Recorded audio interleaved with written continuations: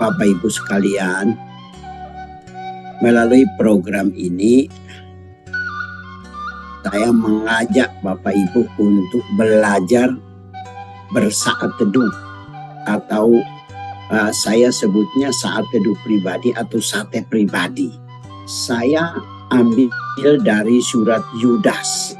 Sate pribadi yang saya ingin bagikan kepada Bapak Ibu sekalian itu sifatnya belajar cara mendalami Alkitab, atau dengan kata lain bagaimana membuat saat teduh pribadi untuk diri sendiri. Jadi nanti lama-lama Bapak Ibu yang mengikuti program ini bisa membuat saat teduh pribadi sendiri dengan cara yang mudah, yaitu mengajukan pertanyaan lalu dijawab atau jawabannya dicari di naskah atau teks Alkitab yang ingin dipelajari. Tujuannya apa? Tujuannya untuk jangka panjang Bapak Ibu bisa membuat saat teduh pribadi tanpa mengalami kesulitan dengan Alkitab. Saya melakukan hal ini oleh karena dalam pengalaman saya melihat berjumpa dengan Bapak Ibu yang sulit melakukan saat teduh oleh karena tidak tahu bagaimana caranya. Saat teduh itu kita buat sendiri sesuai dengan kebutuhan kita. Untuk apa kita buat saat teduh itu? Dan kenapa saya memilih surat Yudas? Karena surat Yudas ini mengajak kita untuk mempertahankan iman kepada Tuhan Yesus di tengah ancaman. Sama seperti surat ini ditulis untuk orang-orang Kristen mula-mula dalam menghadapi ancaman. Dengan kata lain bahwa surat Yudas ini, bahkan seluruh Alkitab, mengajak kita untuk mempertahankan iman. Nah, Bapak Ibu sekalian, mempertahankan iman itu tanggung jawab pribadi. Kalau beriman kepada Yesus dalam arti diselamatkan, itu dikerjakan oleh Allah di dalam dan melalui Yesus Kristus. Tetapi untuk mempertahankan iman, itu tanggung jawab pribadi. Untuk melawan segala macam bahaya yang membahayakan iman kita, maka kita harus membangun iman itu melalui saat teduh pribadi. Saat teduh pribadi yang baik adalah belajar Alkitab secara pribadi. Jadi dengan kata lain Bapak Ibu, bahwa saat teduh pribadi merupakan langkah yang tepat untuk memelihara iman kepada Tuhan Yesus Kristus. Nah, itulah sebabnya saya mengajak kita untuk belajar bersama-sama mulai dari surat Yudas. Nanti kita akan membahas kitab per kitab. Kenapa saya buat itu? Karena belajar Alkitab untuk membangun iman itu tidak bisa loncat-loncat. Pengalaman dalam berbagai buku saat teduh, berbagai renungan harian, itu tidak teratur. Hari ini mulai kitab Kejadian, besok di kitab Yesaya, nanti lusa di kitab Matius, minggu depan sudah di kitab Wahyu. Cara seperti ini tidak akan menolong dalam membangun iman, dalam menumbuhkan iman. Cara yang benar adalah belajar Alkitab secara teratur, yaitu dari kitab demi kitab. Saya mengajak kita untuk membuat saat teduh dengan belajar Alkitab secara teratur. Sehingga nanti setelah selesai satu kitab, kita tahu apa yang diajarkan oleh kitab ini dalam Alkitab. Dan dengan demikian maka ini akan menjadi pegangan dalam menghadapi tantangan, dalam menghadapi kesulitan, baik kesulitan dalam rumah tangga, kesulitan dalam mendidik anak, kesulitan dalam pekerjaan, kesulitan keuangan, dan berbagai kesulitan. Alkitab yang Bapak Ibu jadikan bahan saat teduh itu akan menjadi kekuatan utama dalam menghadapi kesulitan-kesulitan itu. Karena itu Bapak Ibu sekalian, saya mengajak kita untuk belajar membangun iman kita, memelihara iman kita di tengah tantangan-tantangan. Kita berada di tengah tantangan yang luar biasa. Tantangan-tantangan itu berupa ajaran-ajaran yang seringkali tidak sesuai dengan ajaran Alkitab sebagai dasar iman Kristen. Misalnya kita diperhadapkan dengan berbagai banyak WA yang kita sudah share kemana-mana, ternyata berita bohong. Sekarang ini banyak ajaran sesat yang masuk melalui media yang dapat menyesatkan. Situasi yang kita hadapi sekarang tidak beda dengan situasi yang dihadapi oleh penulis surat Yudas ini, sehingga surat ini bukan hanya penting pada masa lalu, tetapi sangat penting bagi kita pada saat ini. Mari kita melihat surat ini. Pertama pertanyaannya, siapakah Yudas? Ada Yudas, saudara Yesus, dan ada Yudas Iskariot. Jangan salah, surat Yudas ini bukan surat yang ditulis oleh Yudas Iskariot, murid menjual Tuhan Yesus. Mohon kesediaan Bapak Ibu untuk membuka Alkitab di surat Yudas. Itu di bagian belakang sebelum kitab Wahyu. Pertanyaan pertama adalah, siapakah Yudas? Kalau kita melihat ini, jawabannya ada di ayat 1.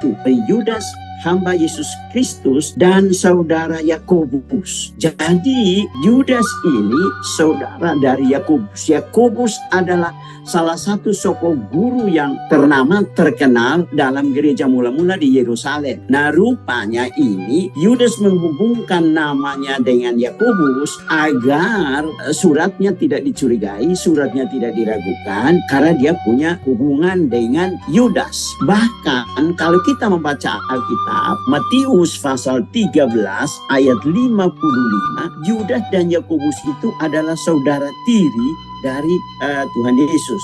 Ayat referensi itu Matius pasal yang ke-13 ayat yang ke-55.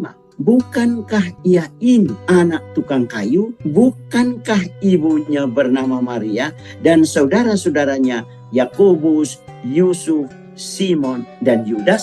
Jadi jelas di sini ayat referensi ini menjelaskan bahwa Yudas, si penulis surat Yudas ini yang adalah saudara kandung Yakobus itu punya hubungan dekat dengan Yesus. Namun Yudas begitu merendahkan dirinya sehingga dia katakan dalam suratnya itu menyebut diri hamba Yesus Kristus, bukan saudara Yesus Kristus. Jadi surat ini juga mengajar kita bagaimana dengan rendah hati, jujur memperkenalkan, menyatakan diri kita. Ayat referensi yang kedua adalah Markus pasal yang ke-6 ayat yang ke-3.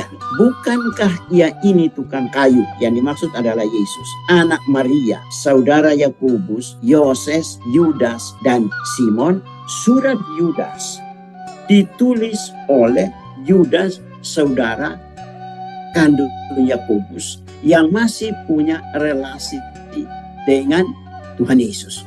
Apa artinya hamba? Hamba itu diterjemahkan dari kata bahasa Yunani, dari kata doulos. Doulos itu bukan sekedar hamba, tapi hamba yang dimiliki oleh Yesus Kristus. Pertanyaan yang kedua, siapa pembaca pertama surat Yudas ini? Adalah orang-orang yang beriman kepada Tuhan Yesus Kristus.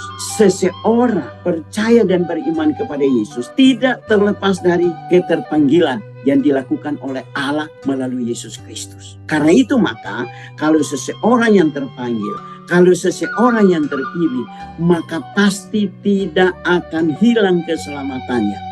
Seringkali ada orang mencurigai jangan-jangan keselamatanku hilang. Keselamatan itu adalah pemberian Allah, anugerah Allah. Kalau Allah memberikannya, Allah menyanggupkan kita untuk memelihara itu. Yudas merasa punya tanggung jawab untuk menurati saudara-saudara seiman yang terpanggil, yang terpilih di dalam dan melalui Yesus Kristus. Yang kedua, dia menyebut mereka yang dikasihi dalam Allah Bapa. Kalau orang dipilih oleh Tuhan, dipilih oleh Allah melalui Yesus Kristus, sudah pasti bahwa orang itu adalah orang yang dikasihi oleh Allah Bapa. Allah mengasihi kita, maka kita pun harus mengasihi Allah. Allah mengasihi kita, maka kita pun harus mengasihi sesama saudara kita. Jadi kasih yang benar harus dimulai dari kasih yang kita alami dari Allah di dalam Yesus.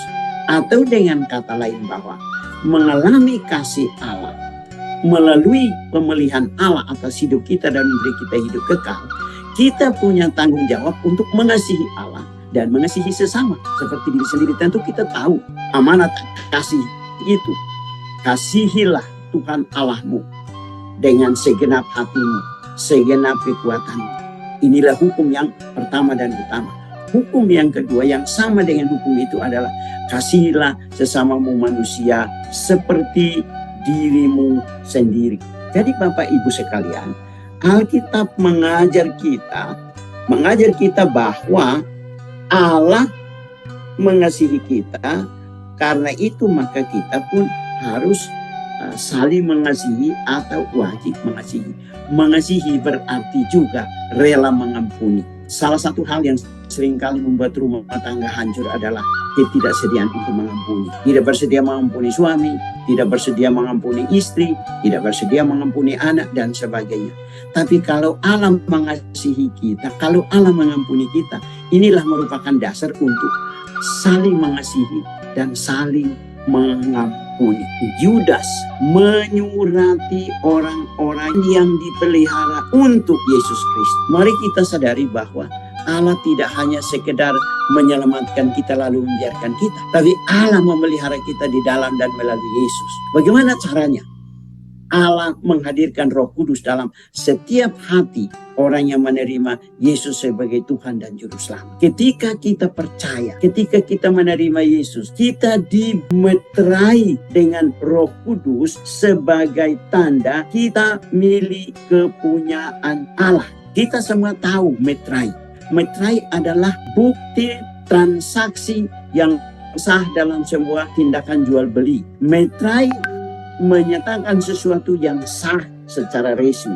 Allah menyelamatkan kita, Allah mengasihi kita, Allah memelihara kita, Allah memeterai kita dengan Roh Kudus. Kita ini adalah tempat kediaman Roh Kudus. Itu sebabnya tubuh kita juga harus kita hargai. Tubuh kita juga harus kita pelihara. Makan yang sehat, olahraga yang baik, supaya tubuh ini sehat. Karena tubuh ini juga milik kepunyaan Allah. Allah bukan hanya menyelamatkan jiwa kita, tapi Allah menyelamatkan diri kita sebagai pribadi yang utuh.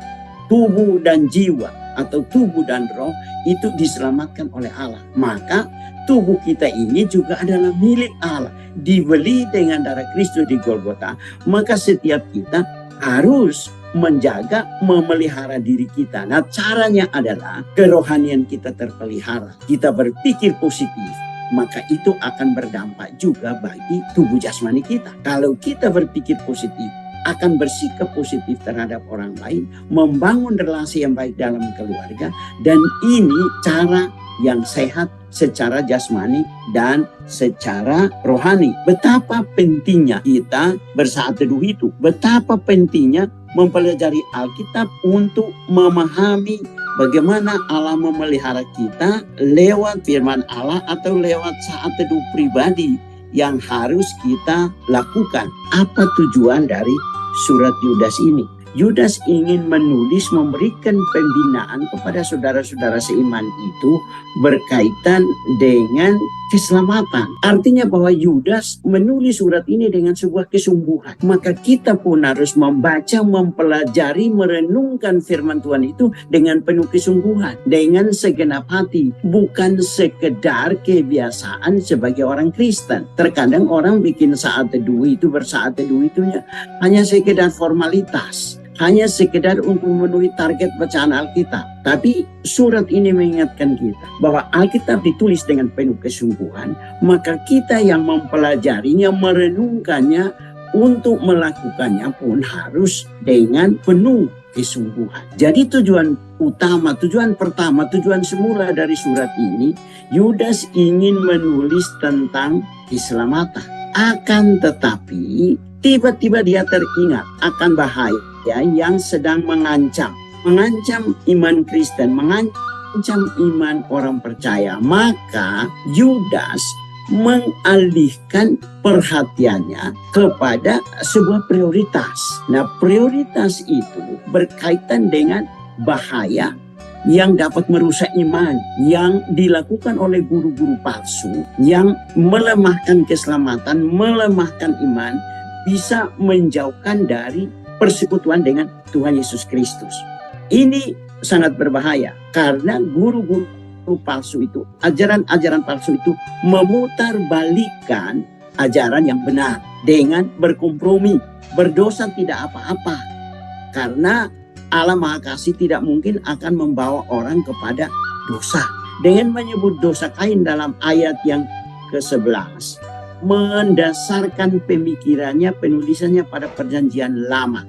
Ini mengingatkan kita bahwa Alkitab kita yang terdiri dari perjanjian lama dan perjanjian baru sesungguhnya adalah satu kitab yang harus dipelajari bersama-sama. Jadi kalau kita lihat di sini, Surat Yudas ini lahir karena kasih Yudas terhadap keselamatan saudara-saudara seiman dengan menulis surat ini. Di sini menjadi pelajaran bagi kita bahwa dengan melakukan saat teduh, dengan membangun iman kita di dalam Kristus, maka kemudian kita bisa membangun iman sesama kita. Taruhlah suami istri yang membangun imannya dengan baik, akan kemudian bisa membangun iman anak-anaknya. Sayang sekali banyak suami istri Kristen yang tidak siap mendidik anak. Anak selalu diserahkan ke guru sekolah minggu, anak selalu diserahkan ke guru agama. Sebenarnya tanggung jawab utama dari orang tua, suami istri Kristen adalah mendidik anaknya untuk hidup takut akan Tuhan. Pendidikan rohani anak dipercayakan kepada orang lain. Dan tidak jarang banyak anak yang terlantar oleh karena imannya tidak dibina dengan baik oleh orang tuanya sendiri.